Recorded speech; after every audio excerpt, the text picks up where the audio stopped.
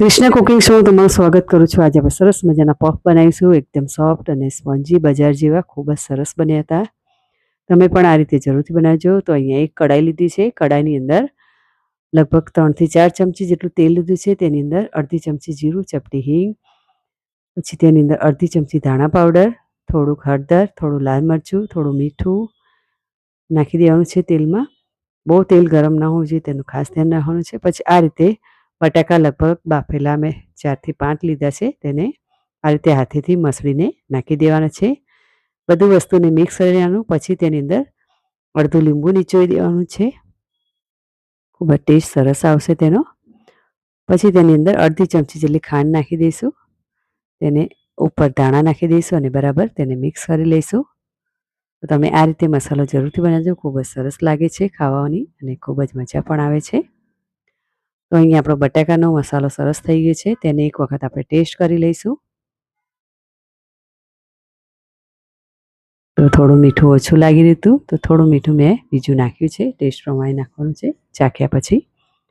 તો હવે આ મસાલો આપણો તૈયાર થઈ ગયો છે. તેને સાઈડ પર મૂકી દઈશું ઠંડો થવા. આ બાજુ આપણે અડધું પેકેટ જેટલો મેંદો મેં લીધો છે. એટલે લગભગ 1.5 વાટકી જેટલો મેંદો છે.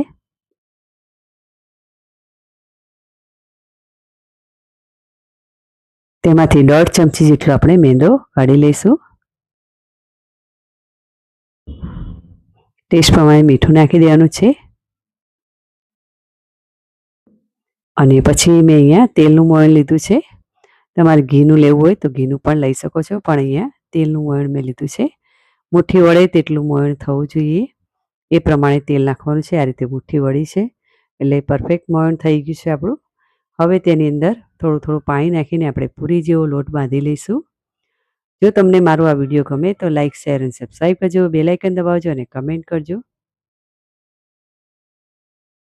તો અહીંયા સરસ મજાનો લોટ આપણો બંધાઈ ગયો છે. આ રીતનો લોટ હોવો જોઈએ. બહુ ઢીલો નહીં, બહુ કાઠો નહીં, એ રીતનો. પછી થોડું તેલ નાખીને તેને મસળી લઈશું પાછું. તમે મારો વિડીયો ક્યાંથી જોઈ રહ્યા છે જો તે કોમેન્ટ બોક્સમાં જરૂરથી લખીને મૂકજો. પ્લીઝ તમે હજુ સુધી મારા વિડીયોને શેર ના કર્યું હોય તો શેર કરજો, સબસ્ક્રાઈબ કરજો, બેલ આઇકન પણ દબાવજો. તો અહીંયા આપણે 1.5 ચમચી મેંદો હતો તો તેની અંદર આપણે 2 ચમચી કોર્નફ્લોર લીધો છે અને અહીંયા લગભગ 4 થી 5 ચમચી જેટલું તેલ લીધું છે. તો બંને વસ્તુને સારી રીતે મિક્સ કરી લેવાનું છે. આ રીતની તેની સ્લરી બનાવી લેવી છે. આ રીતે તમે જોઈશું આ રીતનું હોવું જોઈએ. આપણે મેંદાની રોટલી જે બનાવશું તેની પર ચોપડવા માટે બનાવી છે. તો અહીંયા એ જ વસ્તુ મેં ઘીમાં કર્યું છે. તો પહેલાં તેલ હતું, અહીંયા ઘી પણ લીધું છે. 2 રીતે હું બનાવી દઈશું સ્લરી. તમારે જે રીતે બનાવવું હોય તે રીતે બનાવી શકો છો, પણ ઘીથી વધારે સારું લાગે છે. તો મેં અહીંયા 2 રીતે તેલથી પણ બનાવ્યું અને ઘીથી બનાવ્યું. તો તેમાં પણ 4 થી 5 ચમચી જેટલું આ રીતનું મેલ્ટેડ ઘી હોવું જોઈએ. પીગળેલું ઘી, થીજેલું ઘી બિલકુલ ના હોવું જોઈએ. આ રીતે તેને બરાબર મિક્સ કરી લેવાનું છે. તેને પણ આ રીતે પતલું જ કરવાનું છે. પછી અહીંયા નાની નાની પૂરી જેટલી લોહી કરીશું. તમે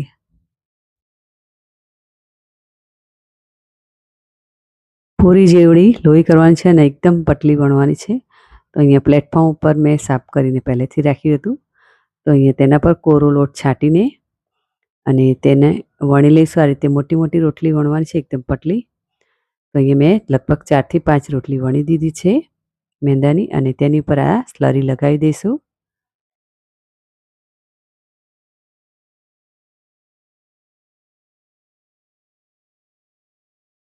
તેના પર કોરો લોટ છાંટી દેવાનો. પછી તેના પર બીજી રોટલી મૂકી દઈશું. આ રીતે 4 થી 5 રોટલીનું તમારે કરવાનું છે.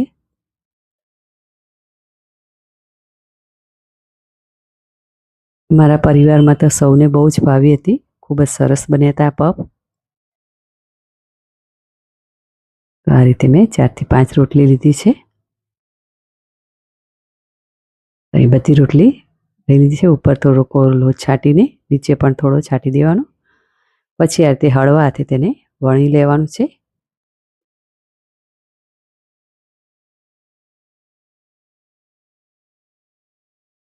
અહીંયા બરાબર વણાઈ ગયું છે. હવે પાછું ફરીથી તેની ઉપર આપણે સ્લરી લગાવી દેવાની છે, ઘી હોય કે તેલની કોઈ પણ.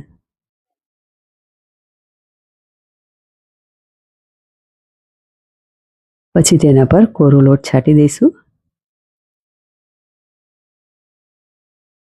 આ રીતે તેને ફોલ્ડ કરી દઈશું. તેના પર પાછું ઘી લગાવીશું. પાછો લોટ છાંટીને તેને આ રીતે ફોલ્ડ કરી દેવાનું અને પછી તેને ચોકોર શેપમાં થોડું વણી લેવાનું છે.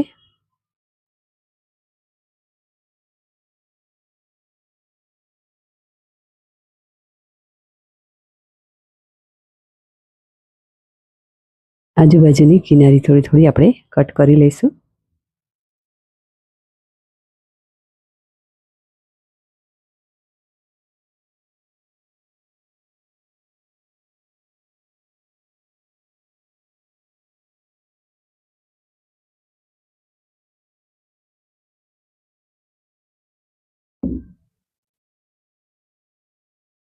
હવે આપણે તેના 4 પીસ કરીશું.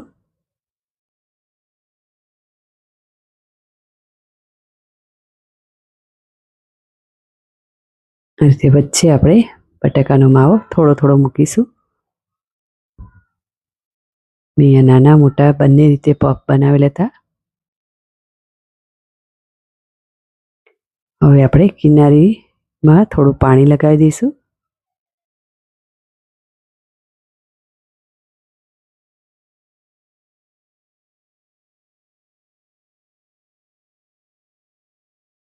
અને આ રીતે વચ્ચે મસાલાને આ રીતે દબાવી લઈશું. બહુ હળવા હાથે તેને દબાવવાનું છે.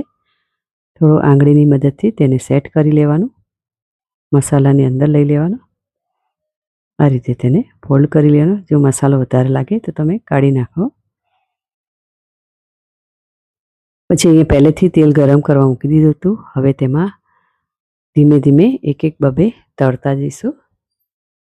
તેને એકદમ તેલ ગરમ નથી થવા દેવાનું. તેલ ગરમ બહુ હશે તો અંદરથી તમારા પફ કાચા રહેશે, એટલે કે લેયર અંદરના કાચા રહેશે. તો ગોલ્ડન બ્રાઉન થાય ત્યાં સુધી તેને ફ્રાય કરવાનું છે. થોડાક પછી થોડી વારે તેને આગા પાછા કરતા રહેવું. તો આ રીતે ગોલ્ડન બ્રાઉન થઈ જાય એટલે તેને આપણે સર્વિંગ પ્લેટમાં કાઢી લઈશું. તો તમે જોઈ શકો છો અહીં સરસ મજાના લેયર પણ ખુલ્યા છે. તો આ રીતના લેયર તે ખોલવા જોઈએ.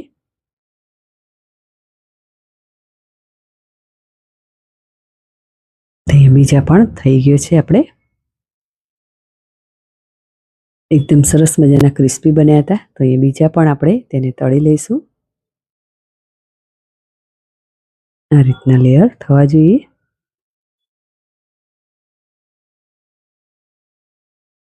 મેં બીજા એકદમ નાના બનાવ્યા છે. પહેલા મોટા બનાવ્યા, અત્યારે નાના બનાવ્યા. તમે જે રીતે ભાવે તે રીતે તમે બનાવી શકો છો. આ રીતે હળવા હાથે તેને દબાવી લેવાનું છે. એકદમ નથી દબાવવાનું, નહીં તો ખોલી જશે. જો તમને બટાકાનો મસાલો વધારે લાગે તો તમે તેની અંદરથી થોડો કાઢી શકો છો, નહીં તો પછી આંગળીની મદદથી તેની અંદર મસાલાને દબાવી લેવાનો જેથી બહાર ના આવે.